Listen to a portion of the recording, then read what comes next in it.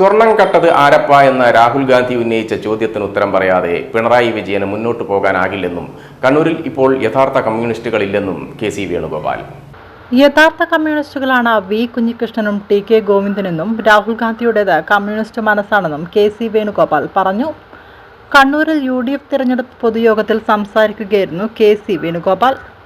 ഇന്നലെ രാഹുൽ ഗാന്ധി പിണറായി വിജയനോട് ചോദിച്ച ചോദ്യമാണ്.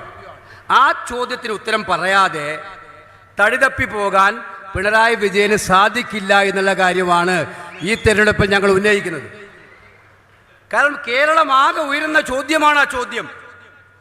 അയ്യപ്പന്റെ സ്വർണം കട്ടവരെ സംരക്ഷിക്കുന്നത് ആരാണ്? സാക്ഷാൽ പിണറായി വിജയൻ.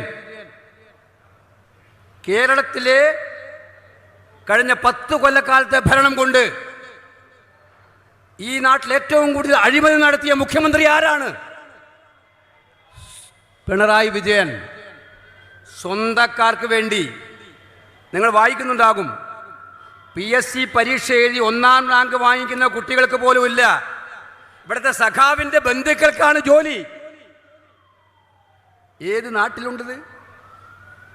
ഏത് നാട്ടിലുണ്ടത്?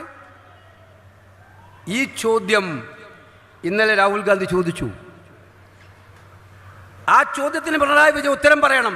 കേരളത്തിലെ ചെറുപ്പക്കാരെ വഴിയാധാരമാക്കിയിട്ട് നിങ്ങൾ സ്വന്തക്കാർക്ക് വേണ്ടി ഭരിക്കുന്ന ഒരു ഗവൺമെൻറ് ഇവിടെ ഉണ്ടാക്കിയിരിക്കുകയാണ്.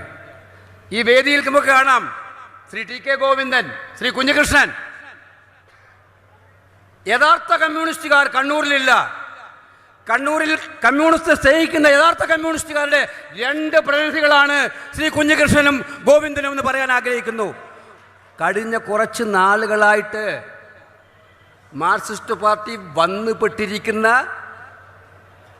അവരുടെ സ്വഭാവത്തിൽ, പെരുമാറ്റത്തിൽ, നടപടിയിൽ വന്നുപെട്ടിരിക്കുന്ന മൂല്യശോഷണം. ഇന്നലെ രാഹുൽ ഗാന്ധി ചോദിച്ചു, നിങ്ങളുടെ പാർട്ടി ഇപ്പോൾ കോർപ്പറേറ്റ് പാർട്ടിയാണ്, കമ്മ്യൂണിസ്റ്റ് പാർട്ടിയല്ല.